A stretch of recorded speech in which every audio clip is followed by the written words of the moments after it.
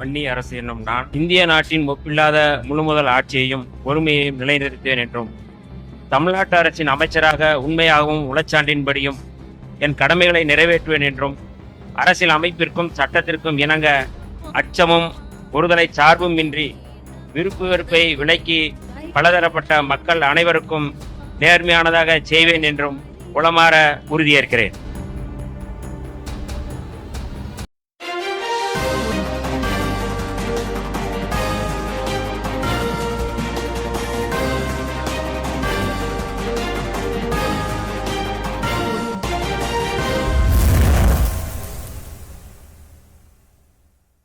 வணக்கம்.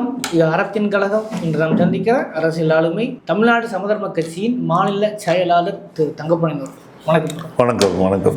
குறிப்பாக ஒரு தலைகீழ் மாற்றம் அரசியல் எல்லாம் ஓட்டரசியல் நடந்ததை பார்த்துட்டு இருந்தோம். ஆனால் இப்போ என்னென்னா, தலித்துகளுக்கு கிட்டத்தட்ட ஒரு 7 அமைச்சர்கள் பதவி கொடுத்துருக்கிறார் தாவேக்காவுடைய நிறுவனர் விஜய் அவர்கள். அது உண்மையிலே ஒரு ஆரோக்கியமான விஷயம் சொல்லி எல்லோரும் வரவேற்கப்படுற விஷயமாக மாறி இருக்கிறது. அதற்கிடையே இப்போ கூட்டணிகள் தலைகள் மாற்றம் இருக்கிறது. குறிப்பாக கிட்டத்தட்ட இடதுசாரிகளும் பிசிகாவும் ஐயுஎம்மும் தாவேக்கா வந்துவிட்டதை உறுதிப்படுத்தும் விதமாக அவர்களுக்கும் அமைச்சர் பதவி கொடுக்கப்பட்டிருக்கிறது. இந்த பேசிக்கிட்டு இருந்த இந்த நேரத்தில் வன்னியரசு அவர்கள் அமைச்சர் பதவி ஏற்றுவிட்டார். சமூக நீதித்துறை அப்படின்னு சொல்லிட்டு அந்த பேரை மாற்றப்பான்னு நினைக்கிறேன். ஆதிராம் நலத்துறையை தான் மாற்றப்பான்னு நினைக்கிறேன். கொடுத்துட்டாங்க. அவங்களுக்கு வழக்கமான சிறுபான்மை நலத்துறை கொடுத்துருக்காங்க. முதற்கட்டம் எப்படி பார்க்குறீங்க? இது ஐயா தனபால் அவருடைய ஸ்டேட்மெண்ட்லேருந்து பார்க்க விரும்புகிறேன். அவருடைய பையன் தாவேக்காவில் ஜெயிச்சு இப்போ அமைச்சராக இருக்கிறார். இப்போ அதை அவர் சொல்லும்போது அமைச்சர் தனபால் என்ன சொல்கிறாருன்னா, எனக்கு ரொம்ப சந்தோஷமாக இருக்குது, என் பையன் வந்து இன்றைக்கி அமைச்சராகிட்டான், நானும் பல பதவிகளை அனுபவிச்சவன். என்னது பதவிகளை அனுபவிச்சவன், இப்போ என் மகனும் அமைச்சராக இருக்கான், சந்தோஷம். அதாவது 7 தலித் அமைச்சர்களுக்கு நீங்கள் கொடுக்குறீங்கன்றதுல நான் பதவியை அனுபவிக்க போகிறேன்ற ஒரு சிந்தனையும் மென்டாலிட்டியும் அது எப்படி அரசியலாக அது கன்வெர்ட் ஆகலையே. சரிங்களா? நீங்கள் ஜனநாயகத்தில் அமைச்சர் பதவின்றது என்ன? மக்களுக்கு தொண்டாற்றுவதற்கான ஒரு உத்தரவு அமைச்சர் பதவின்றது. அதை நீங்கள் என்னன்னு ஒரு தனபால் சொல்கிறாரு, நான் பல பதவிகளை அனுபவிச்சவன், என் பையன் இப்போ ஒரு பதவிக்கு வந்திருக்கான், சந்தோஷமாக இருக்குது. என்னையாது? அப்போ அரசியல் சித்தாந்தம் இல்லாத நபர்கள் அரசியல் உளவுக்கு பயன்பட மாட்டார்கள். இதைத்தான் இது குறிப்பிடுது. சரிங்களா? இதை நீங்கள் தாவேக்காவை பொறுத்தளவு அடையாளம் சார்ந்து யாராருக்கெல்லாம் அவர்கள் பதவிகள் கொடுத்துருக்கிறார்களோ இது எல்லாருக்கும் பொருந்தும். அடையாளம் சார்ந்து கொடுப்பதனால ஒரு விஷயத்தை சிறப்பாகவும் செய்து முடியாது. போய் கெடுத்துட்டு வரனாலும் அவனுக்கு கெடுத்துட்டு வர தெரியாது. சித்தாந்தம் தெரிஞ்சவன் தான் நல்லது செஞ்சாலும் நல்லா செய்வான், கெடுக்கணும்னாலும் நல்லா கெடுப்பான். ரைட்டுங்களா? அப்போ என்னன்னா, விடுதலை சிறுத்தைகளுடைய வன்னி அரசுக்கும் ஐயுஎம்எல் கட்சிக்கும் கொடுத்துருக்கிற பதவி என்பது தான் உருப்படியாக அந்த மக்களை பிரதிநிதித்துவப்படுத்துகிற அமைச்சர் பதவி. சரி. ஏன்னா அவர்கள் சித்தாந்தம் தெரிந்தவர்கள். இவர்கள் அந்த மக்களுக்கு எது செய்யணும், டூஸ் அண்ட் டோன்ட்ஸ் தெரிஞ்சவங்க. ஆமாம், அவருக்கு இதை செய்யணும், இதை செய்யக்கூடாது அப்படின்ற தெளிவு, சித்தாந்த தெளிவிலிருந்து தான் வரும். அந்த தெளிவில்லாத ஆட்களை நீங்கள் ஒரு தாவேக்கால 7 தலித் மினிஸ்டருக்கு அவர் பதவி கொடுத்துட்டாரு அப்படின்னா அவனுக்கு தலித்னாலே என்னன்னு தெரியாது, அவனுடைய அடையாளமே என்னன்னு தெரியாது. அவனை 7 பேரை கூட்டு பேட்டி கிடைத்தா அவனை இடஒதுக்கீட்டுக்கு எதிராக பேசுவான். ரைட்டா? தங்களுடைய கொள்கை தலைவர் பெரியார் இடஒதுக்கீடு சம்பந்தமா, வகுப்பு அறிவு உரிமை சம்பந்தமா என்ன சொன்னார், என்ன செஞ்சார், வரலாறு எதுவும் தெரியாது. அப்ப இவர்கள் என்ன செய்வார்கள்னா, சரிங்களா, வழக்கமான சாதிய சமூக பொது புத்தியிலிருந்து அவங்க துறையை கையாளுவாங்க. அதனால சம்பந்தப்பட்ட மக்களுக்கு நல்லதும் நடக்காது.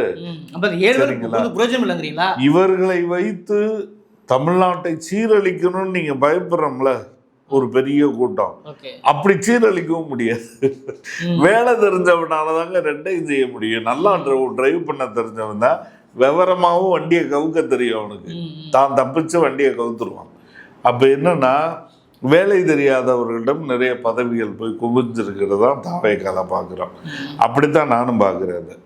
அதனால இவர்களுக்கு ஒதுக்கப்பட்டிருக்க போர்ட்போலியோ நல்ல விஷயமா படுது. சமூக நீதித்துறை தோழர் வன்னியரசுக்கு சமூக நீதித்துறை ஒதுக்கப்பட்டிருப்பது மிகச் சிறப்பான ஒதுக்கீடு. ஐயுஎம்எல் கட்சிக்கு சிறுபான்மை நலத்துறை ஒதுக்கீடு செய்யப்பட்டிருப்பது மிகச் சிறப்பான ஒதுக்கீடு. இடதுசாரிகள் இதில் பங்கு பெறலைன்றதை நான் கண்டனமாக தெரிவிச்சுக்கிறேன். ஏன் அப்படின்னா நீங்கள் யார் கட்சியில் நீங்கள் எப்படி முடிவு எடுப்பீங்க? எம்எல்ஏ ஓட்டு போட்டது கட்சியினுடைய கொள்கைகளுக்கு. ஓட்டு போட்ட மக்களுடைய நோக்கம் என்ன? எம்எல்ஏவை எதுக்கு அனுப்புனாங்க? நீங்கள் எம்எல்ஏன்ற அந்த ஏவை தாண்டாமல் வடிவேல் தங்கச்சி மாதிரி காலாட்டிக்கிட்டு நிற்கிறக்கா? அப்படி இல்லைல்ல. நீங்க எம்எல்ஏவா உங்களை நீங்க எப்படி பாருங்க இருங்க, அமைச்சர் பதவி ஏற்றுக்கொண்டால்தான் அவங்க வந்து மக்கள் பிரதிநிதியா கிடையாது. ஏன் உதாரணம் சொல்றேனே, 6 மாத காலம் பார்க்கலாம் நினைக்கிறாங்க, ஒரு வருடம் பார்க்கலாம் நினைக்கிறாங்க. அவங்க என்ன ஐடியாலஜி வந்திருக்காங்க, ஒரு இன்ஸ்டால் முகத்துல வந்து நின்று இருக்காங்க, ஒரு திரவத்தில் மயக்கி இருக்காங்க. உடனே இடதுசாரிகள் அப்படி தப்ப பண்ணுவாங்களா என்ன? இல்ல, இப்ப இடதுசாரிகள் தப்பு பண்ணுவாங்கன்றது வெர்ஷன் எங்க இருந்து வருது? ஏங்க, ஒரு அமைச்சர் பதவி வருது ஒரு நியாயம் இருக்கு சார். உங்களுக்கு ஒரு அமைச்சர் பதவி வருது, நீங்க இந்த தொழிலாளி வர்க்கத்தினுடைய போர் வாள்கள், புரட்சி புயல்கள், ரைட்டா? தொழிலாளர் நலத்துறையினுடைய அமைச்சரா வாங்க. 100 துறை இருக்குல்ல, 100 பிரச்சனையோட நிக்குதுல, 100 வாரிய சிக்கல் இருக்குல்ல, 100 நிதி ஒதுக்கீடு இல்லாம இருக்குல்ல, 100 இன்சூரன்ஸ் பிரச்சனைகள் இருக்குல்ல, வாங்க. அதுக்குள்ள என்னென்ன சாத்தியங்களோ உங்க வேலையை பாருங்க. அரசாங்கத்திட்ட நிதி கேளுங்க. நிதி கேட்கலைன்னா தாவேக அரசு தொழிலாளருக்கு நல்லது செய்ய போனோம், எங்களுக்கு ஒத்துழைக்கலன்னு சொல்லுங்க. தொழிலாளர்துறை ஒத்துழைக்கவே இல்லையா, பதவி அப்படி துண்டு தூக்கி எரிஞ்சு விட்டுவாங்க.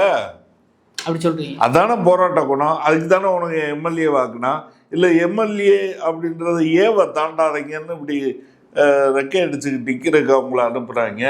அது மட்டும் இல்லை, நீங்கள் எப்படி கட்சியில் முடிவு எடுத்துகிட்டு அமைச்சர் பதவிக்கு போக மாட்டேன்னு சொல்லுவீங்க? உங்கள் தொகுதியில் போய் கேட்டிங்களா?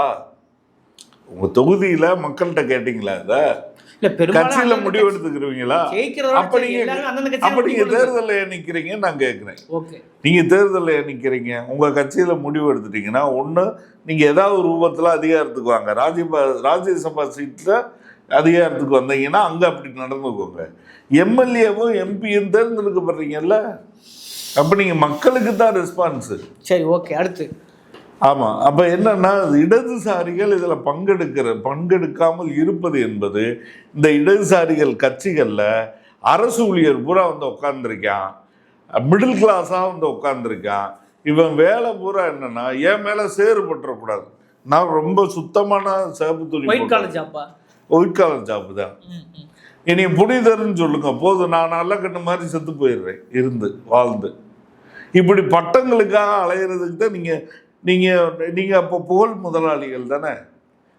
என்ன புகழை இன்வெஸ்ட் பண்றீங்களா? நீங்க புகழை போட்டு புகழை முளைக்க வைக்கிறீங்களா? நீங்க ஒரு பாயிண்ட் ஆஃப் சொல்றீங்க, போராடுற குணம் எங்கன்னு நான் கேட்கிறேன். நீங்க ஒரு பாயிண்ட் ஆஃப் சொல்றீங்க, அதை அப்படியே வைங்க. ஆனா அதுல ரொம்ப கடுமையான வார்த்தையில பயன்படுத்த வேண்டாம். ஏன்னா அவங்க என்ன சொல்றாங்கன்னா, அவங்க ஸ்ட்ராட்டஜி நீங்க புரிஞ்சுக்கணும். ரைட்டு, ஒரு தொழிலாளர்துறை அமைச்சர் வாரியங்கள் தேர்ந்தெடுங்க, இருக்கு இயன்ற செய்யுங்க, ஒரு வாய்ப்பை பயன்படுத்திங்கன்னு சொல்றது ஒருவேளை நியாயம், அக்கறை விளைவுன்னு வச்சுக்கலாம். அவங்க என்ன சொல்றாங்கன்னாக்க, திடீர்னு ஒரு புது முகத்துல ஒரு கட்சி ஒரு அலையா வந்திருக்குது, இந்த அலை குறைஞ்சபட்சம் கவர்னாட்சி உள்ள வரக்கூடாதுங்கிறது எங்களோட ஃபர்ஸ்ட் முடிவு. சரி, பாஜக உள்ள வரக்கூடாது ஃபர்ஸ்ட் முடிவு. அதுக்காக வெளியிருந்து ஆதரவு.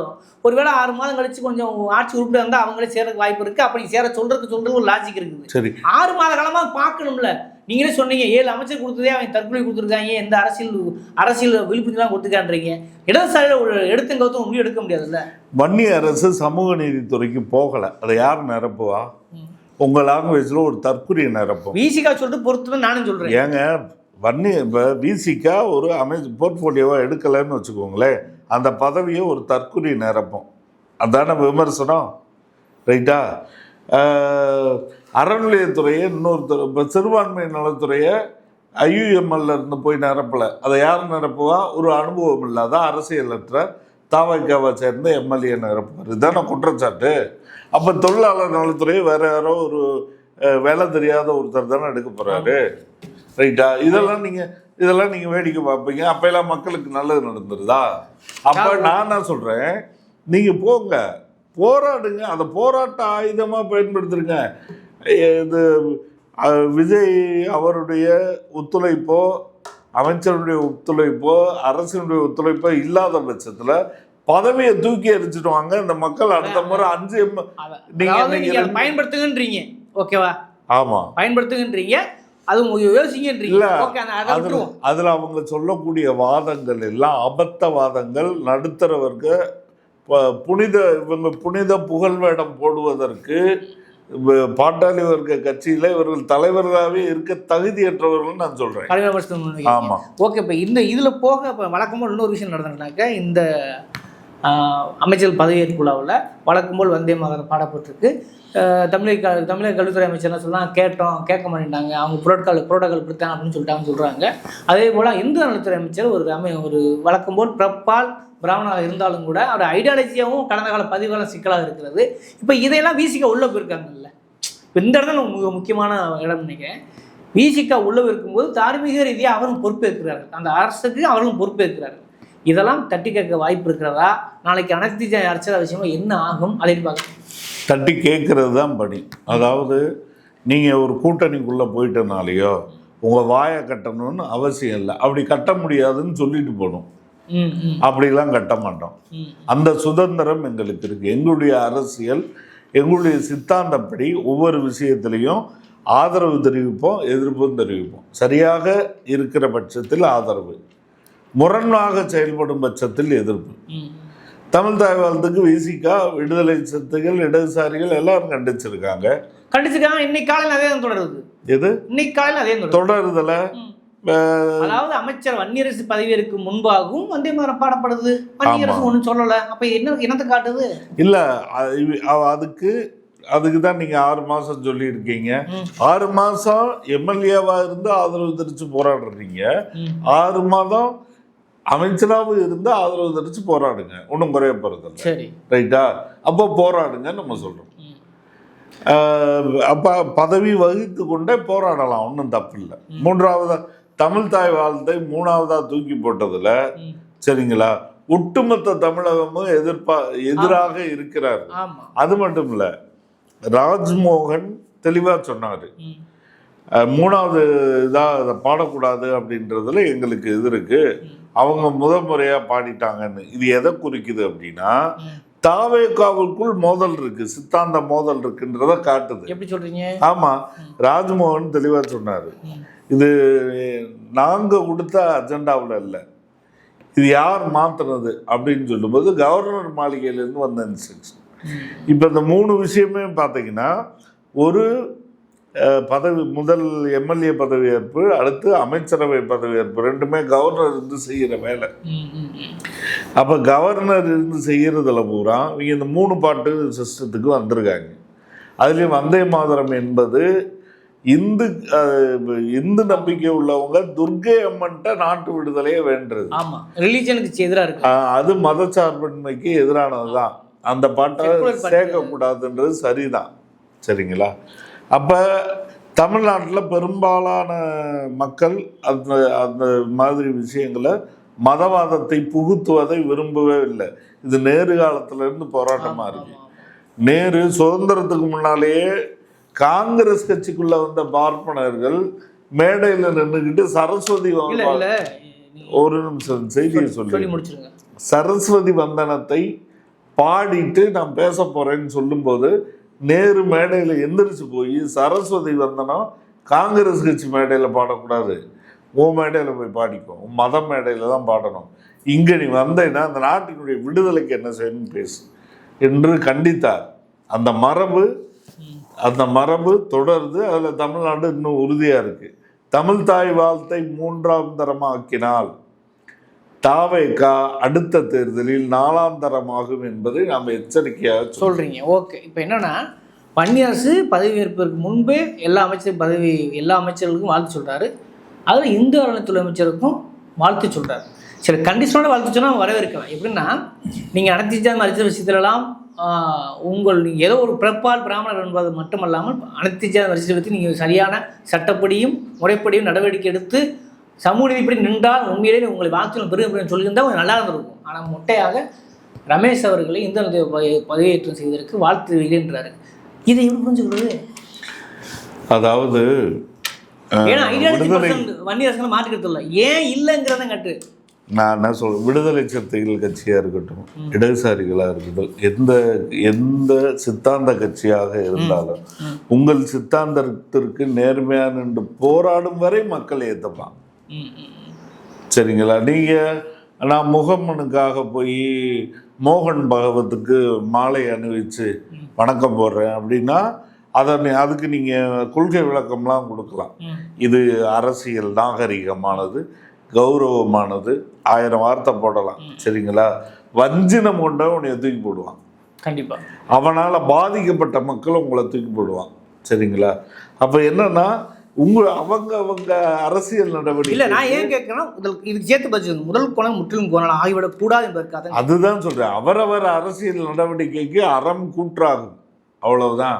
ரைட்டா? இன்னைக்கு வன்னிய அரசு தோழர் அவர்கள் இன்னைக்கு சமூக நீதித்துறை போயிருக்காருன்றது வரவேற்கத்தக்கது. ஏன்னா அந்த துறைக்கு நீதி செய்யக்கூடிய அரசியலும் சித்தாந்த புரிதலும் தோழர் வன்னிய அரசுக்கு இருக்கின்ற அடிப்படையில் நம்ம வாழ்த்து தெரிவிக்கிறோம். ரைட்டா? இப்போ இதனுடைய அடுத்தடுத்த ப்ராசஸில் அவர் இதை நிரூபிக்கிறாரா, தடுமாற்றம் வருகிறதா என்பது விடுதலை சிறுத்தைகளினுடைய அரசியல் எதிர்காலத்தை பாதிக்கக்கூடிய விஷயம்.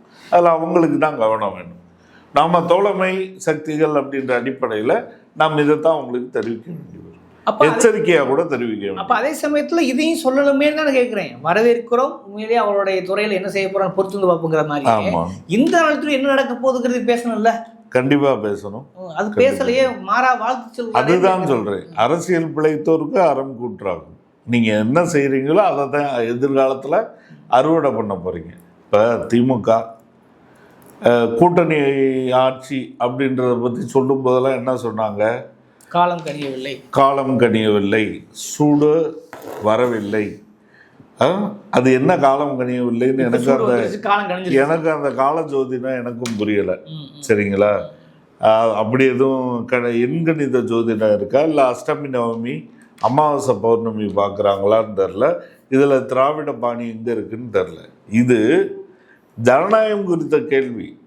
திமுக என்ன கூட்டணி ஆட்சி என்பதை அது ஜனநாயகம் குறித்த கேள்வி, கொள்கை சம்பந்தப்பட்ட விஷயம். அதில் நீங்கள் எப்படி காலம் கணியவில்லைன்னு சொல்வதெல்லாம் ஒரு பதிலே இல்லை. அது தவறான ஒரு முன்னுதாரணம். அப்போ இன்னைக்கு திமுக அதற்கு தான் அவங்க விலை கொடுத்துருக்காங்க அப்படின்றத அவங்க ரியலைஸ் பண்ணணும். அதை விட்டுட்டு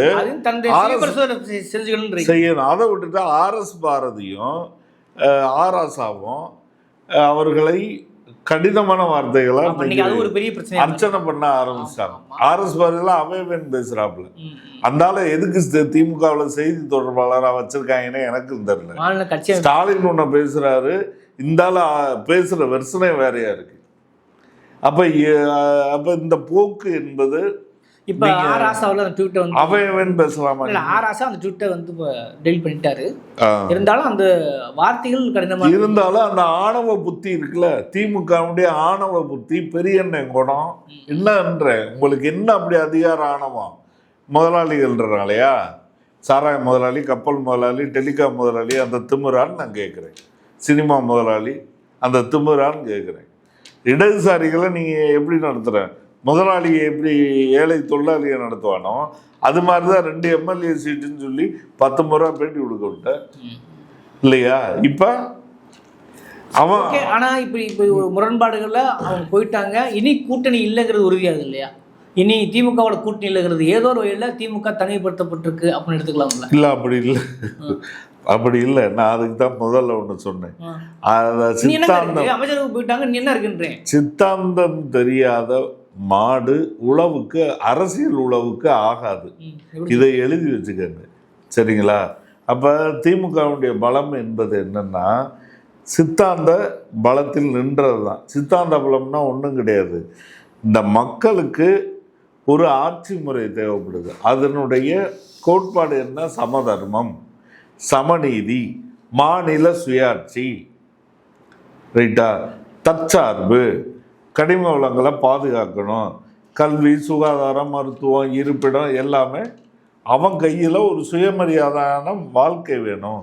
அப்போ சுயமரியாதை, சமூக நீதி, தன்னாட்சி, சமதர்மம், சமூக நீதி, இதுதான் சித்தாந்தம். இந்த சித்தாந்த அடிப்படை தான் திமுகவை பாதுகாக்குது. இந்த சித்தாந்த அடிப்படை தான் நம்ம மக்கள் விரும்புகிறோம், மக்கள் விரும்புகிறாங்க, ரைட்டா. இந்த அடிப்படையில் தேர்ச்சியுறாத கட்சி தாவேக. இந்த அடிப்படைனா கிலோ என்ன விலை என்பது நம்ம தாவேக எம்எல்ஏக்கள், அமைச்சர் பெருமான்கள், அது அமைச்சர் பெருமான்கள் அத்தனை பேருக்கு இதில் சித்தாந்தமாக ஒரு கிடையாதுன்னு வச்சுக்கோங்களேன். அப்போ இவருடைய செயல்பாடு பூரா மக்கள் பார்ப்பாங்க. ஒருத்தர் மருத்துவ அணின்னு வச்சுக்கிட்டான், தாவேகா மருத்துவ அணின்னு வச்சுக்கிட்டு நேராக மருத்துவமனையில் போய் அதிகாரம் பண்ணி விசிட் பண்ணா கேள்வி கூத்தாக இருக்கிறது. ட்ரெஸ் பாஸ்ன்னு கேஸ் கொடுக்கலாம் டீனு. சரி, அவர் ஏதோ பயந்துக்கிட்டார் போல இருக்கு. இது என்னடா இது, ஏன் புதுசாக கிளம்பி வந்துக்கிட்டு அட்டகாசம் பண்ணுறாங்க. மருத்துவ அணின்னா என்ன வேணா, ஏதோ இவர்கள் மருத்துவத்துறை அமைச்சர் போலவும் சுகாதாரத்துறை அதிகாரிகள் போலவும் விசிட்லாம் போகிறாங்க. அப்போ இந்த மாதிரி நிறைய நகைச்சுவையெல்லாம் நடக்கும்னு வச்சுக்கோங்களேன். அதில் மக்கள் புரிஞ்சுப்பாங்க இவருடைய சித்தாந்த பலம் இல்லாத ஒரு கட்சி. இப்போ திமுக அது மட்டும் இல்லை, சித்தாந்த பலம் இல்லாத கட்சியை விஜயாலேயோ எந்த அரசியல் தலைமையாலேயோ மையப்படுத்த முடியாது. நீங்கள் அரசியல் மையப்படுத்தப்பட வேணும், அதுக்கு பிறகுதான் உங்களால் நடவடிக்கையை மையப்படுத்த முடியும். அரசியலே மையப்படுத்த முடியாத போது காட்டு இறைச்சலாக இருக்கும். ஒவ்வொருத்தரும் 10 பஞ்சாயத்தோடு வந்து வரிசையாக நிற்பாங்க. மீடியாவுக்கு போட்டு கிளின்னு கிளிக்க ஆரம்பிங்க, எதிர்கட்சி போட்டு திருப்புன்னு திருப்புவாங்க. இதுதான் நடக்கும். அப்போ தலைவலி ரொம்ப அதிகம் இருக்குது. அதனால் ஒரு சித்தாந்த பலத்தோடு தாவேகா நிற்காத கட்சியாக இருப்பதனால் அதுக்கு எதிர்காலம் ரொம்ப கஷ்டமாக தான் இருக்கும். ஆட்சியே கஷ்டமான விஷயம். ஏன்னா தனிமைப்படுத்த ஒரு நிலை இருக்குல்ல, அது எப்படி வரும்ன்ற எதிர்காலத்தில் அதுதான் இது. இந்த தாவேகாவுக்கு இல்லாத சித்தாந்த பலம் திமுகவுக்கு இருக்கு.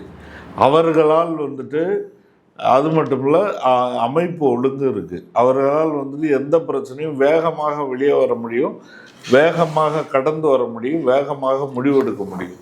நான் கூட இப்போ கேள்விப்பட்டேன், 60 வயசுக்கு மேலே இருக்கிற பெருசுகளை அப்புறம் களை எடுக்கலாம் அப்படின்னு முடிவு பண்ணியிருக்காங்க. இன்னைக்கே செய்ய வேண்டியது, இந்த செகண்டே செய்ய வேண்டிய வேலை.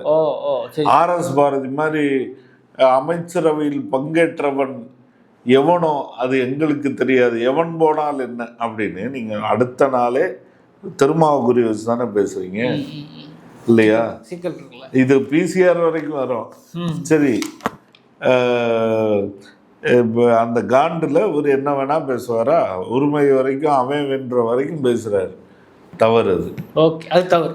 ஆமாம். அப்போ சித்தாந்த பலத்தோடு இருக்கிற திமுகவால் சரி பண்ண முடியும். இந்த RS பாரதி இப்படி ஆளுகளை பூரா நீங்கள் தூக்கி வெளியேற்றலைன்னா திமுகவை காப்பாற்ற முடியாது. உண்மையிலேயே அன்பில் மகேஷாக இருக்கட்டும், உதயநிதியாக இருக்கட்டும், கனிமொழியாக இருக்கட்டும், ராசாவுமாக இருக்கட்டும், நிறைய யங்கர் லீடர்ஷிப் வந்துட்டு ராஜீவ்காந்தி பல பேர் இப்போ வந்திருக்கிறாங்க. ஆமாம், இவர் TR ராஜா, இப்படிய நிறைய ஆட்கள் ஒரு மாற்றத்தை உருவாக்குறதுக்கு முயற்சி பண்ணாங்க. நம்ம PTR எல்லாரும்.